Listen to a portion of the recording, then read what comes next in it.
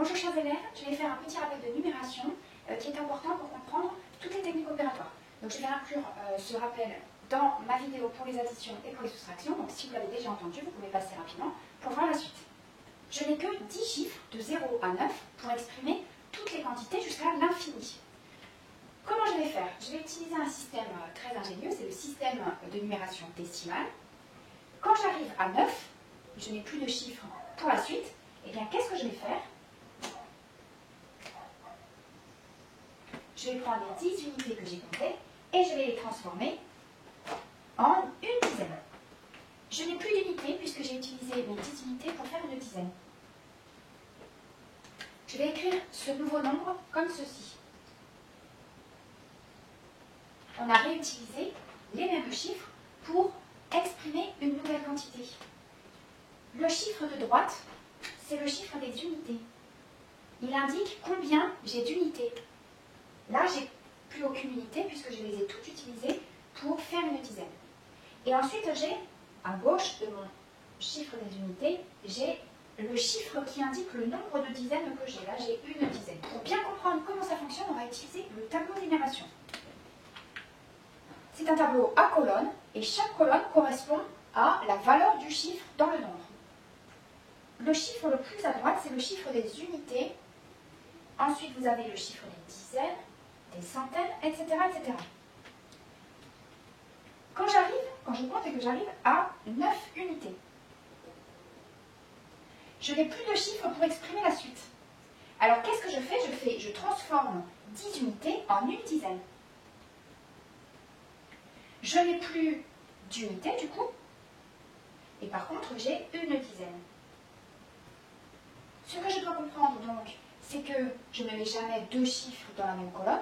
Quand j'arrive à 9, eh bien, je bascule dans la colonne suivante, la colonne de gauche. Je veux ajouter une unité. Je n'ai plus 0 unité dans la colonne des unités. J'ai une unité, ça me fait 11.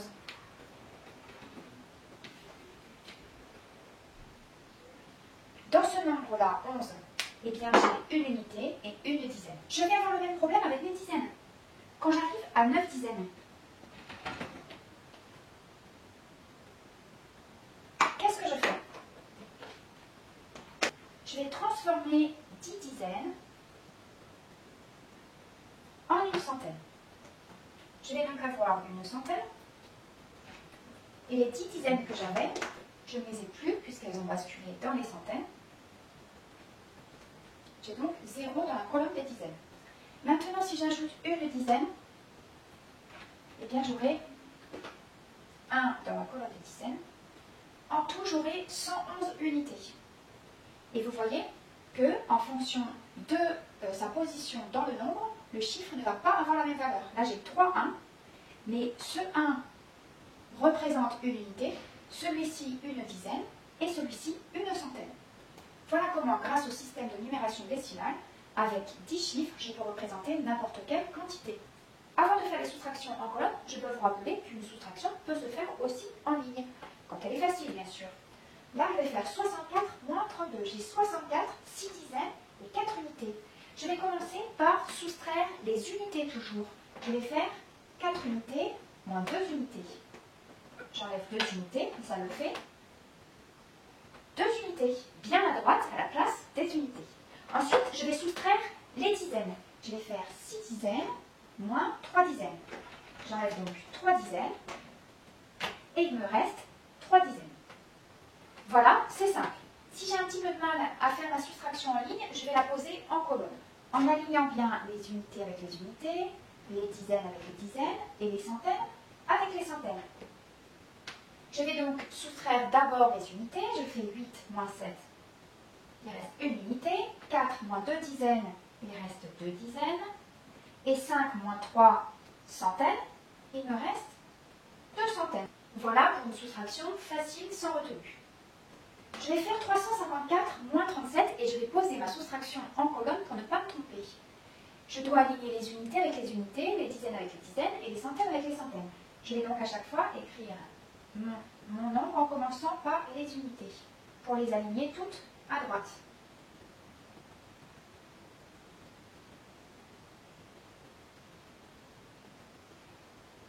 j'ai bien mis mon grand nombre sur la première ligne et le nombre plus petit que je dois enlever sur la seconde ligne et pas l'inverse. Je ne peux pas enlever un grand nombre d'un petit nombre. Dans mon tableau de numération, j'ai représenté 354 et pas 37, puisque 37, je vais les enlever de 354. Je n'ai pas besoin de les y mettre du coup. Je vais soustraire d'abord mes unités. Je devrais faire normalement 4 unités moins 7 unités. Attention, pas 7 unités moins 4 unités. C'est toujours le chiffre du haut moins le chiffre du bas. Et si ce n'est pas possible, comment je fais?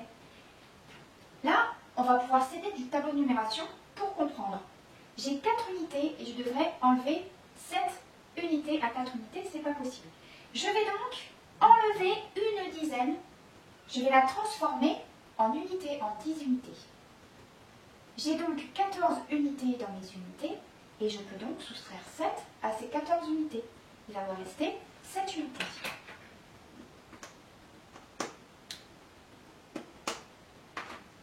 Ici, je n'ai plus que 4 dizaines et non plus 5 dizaines. Alors, dans ma soustraction en colonne, ça revient à faire quoi? Je devais donc faire 4 moins 7, ce n'était pas possible. Je suis allée prendre une dizaine aux 5 dizaines de la colonne des dizaines. Il ne me reste plus que 4 dizaines du coup. Et cette dizaine que j'ai prise à la colonne des dizaines, eh bien, je la mets à côté de mes 4 unités pour faire 14 unités. Et maintenant, je peux faire ma soustraction. 14 moins 7, ça fait 7. Je vais maintenant soustraire mes dizaines, mais attention, je ne fais plus 5 moins 3, je fais 4 moins 3, puisque je n'ai plus que 4 dizaines et une dizaine. Et ensuite, mes centaines, je n'enlève aucune centaine, donc il me reste 3 centaines. Voilà pour la soustraction avec retenue. Je peux avoir une soustraction avec plusieurs retenues. Là, je vais faire 241 moins 165, je vais enlever 165. C'est bien le plus petit des deux nombres.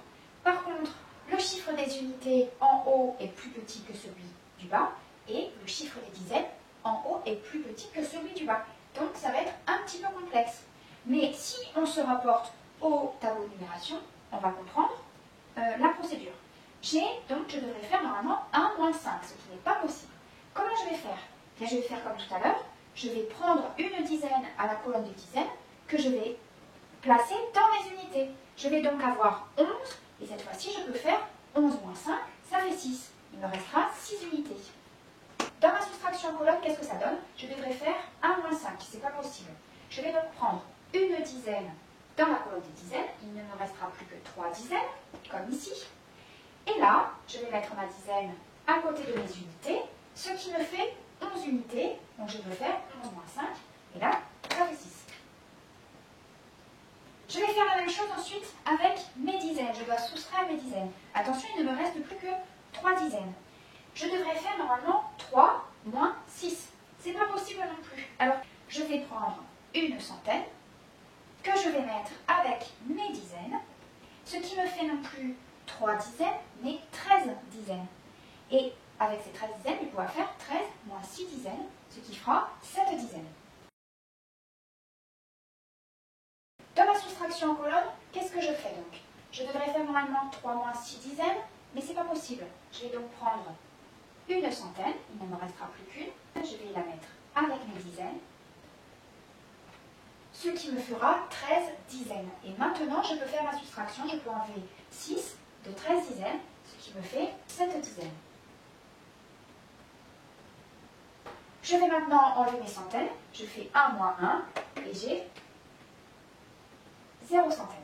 Alors, on va voir maintenant un cas particulier qui pose souvent problème, mais c'est pas si compliqué que ça. Je vais faire 300 moins 125. Le grand nombre, c'est vraiment 300. Je l'ai mis donc sur ma première ligne. Mais le problème, c'est que là, le chiffre des dizaines et celui des unités est plus grand en bas qu'en haut. Donc, comment je vais faire? Vous voyez, dans mon tableau de numération, je n'ai que 3 centaines et rien ensuite. Je devrais normalement faire 0 moins 5. Sauf que je ne peux pas faire 0 moins 5 et je n'ai rien dans ma colonne des dizaines. Comment je fais? Eh bien, je vais chercher les dizaines dans ma colonne des centaines. Je vais prendre une centaine que je vais transformer en 10 dizaines. Mais attention, je les mets bien dans les dizaines et pas directement dans les unités. Maintenant que j'ai des dizaines dans ma colonne des dizaines, je vais pouvoir en prendre une pour la mettre dans ma colonne des unités. Donc je transforme cette dizaine en 10 unités. La dizaine que j'ai passée dans mes unités, donc elle est devenue 10 unités. Et maintenant, je peux faire 10 unités moins 5 unités. Il me reste 5 unités. Dans ma soustraction en colonne, qu'est-ce que ça donne? Je devais faire donc 0 moins 5. C'est pas possible. Je ne peux pas prendre une dizaine puisqu'il n'y en a pas. Je vais aller chercher dans mes centaines. Je vais prendre une centaine et il m'en reste donc 2. Cette centaine, je la mets avec une dizaine. J'ai donc 10 dizaines. Ça ne s'arrête pas là. Je passe maintenant une dizaine dans mes unités. Je n'ai donc plus 10 dizaines, mais 9 dizaines, puisque j'en ai pris une pour mes unités. Celle que j'ai prise ici, je la mets avec mes unités, ce qui me fait 10 unités. Et maintenant, je peux faire 10 moins 5, 5 unités. Et maintenant, je continue ma soustraction comme d'habitude, sauf que là, j'ai mis 9 dizaines dans la colonne des dizaines, donc ça va être facile, je vais faire 9 moins 2, ça fait 7. Il ne me reste que 2 centaines, donc je fais 2 moins 1, et ça fait une centaine. Voilà ma soustraction résolue.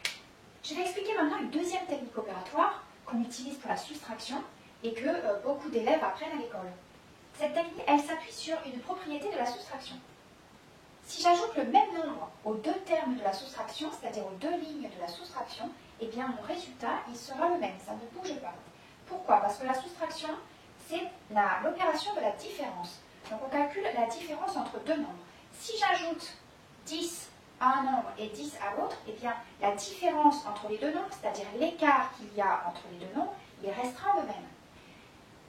Alors par exemple, là je vais faire 354 moins 37 et je me retrouve comme tout à l'heure devant ce problème, comment faire 4 moins 7. Eh bien j'ai utilisé cette propriété, je vais ajouter 10 à 354 et 10 à 37 pour avoir 364 et 47. Alors pour que ce que je viens de faire ait une utilité dans ma soustraction, au lieu d'ajouter ma dizaine aux 5 des dizaines, ici, je vais l'ajouter aux unités pour faire 14 au lieu de 4. Donc la dizaine que j'ajoute à 354, je ne vais pas l'ajouter aux dizaines, donc je ne vais pas avoir 6 dizaines, mais je vais l'ajouter aux unités pour avoir 14 et faire 14 moins 7. Dans ma soustraction en colonne, ça donne quoi? Eh bien, cette dizaine-là, que j'ajoute à 354, je l'ajoute à mes unités. Donc je vais mettre une dizaine à côté de mes unités de mon 4, ce qui me fait 14. Mais il faut que je fasse la même chose en bas. En bas, je vais ajouter aussi une dizaine. Sauf que cette dizaine, je ne vais pas l'ajouter à 7. Parce que si je l'ajoute à 7, ça me fait 17 et je ne vais pas pouvoir faire 14 moins 17. Je l'ajoute donc aux dizaines. Alors, ce que vous avez appris à l'école, c'est que vous avez mis un petit 1 et je ne suis pas trop d'accord avec cette technique parce qu'elle n'a pas de sens. On devrait normalement barrer les 3 dizaines et mettre à la place 4 dizaines. Alors évidemment, ça fait un peu brouillon. Mais c'est comme ça que c'est logique. Donc maintenant, je fais ma soustraction comme tout à l'heure. Je fais 14 moins 7 et je fais 5 moins 4. Et si vous ne voulez pas avoir barré vos dizaines parce que vous n'aimez pas les ratures, eh bien dans ce cas, vous pouvez mettre votre retenue, mais en indiquant plus 1 à côté des dizaines, pour ne pas oublier de les ajouter aux dizaines quand vous ferez votre deuxième soustraction. Donc vous ferez 5 moins 4 au lieu de faire 5 moins 3.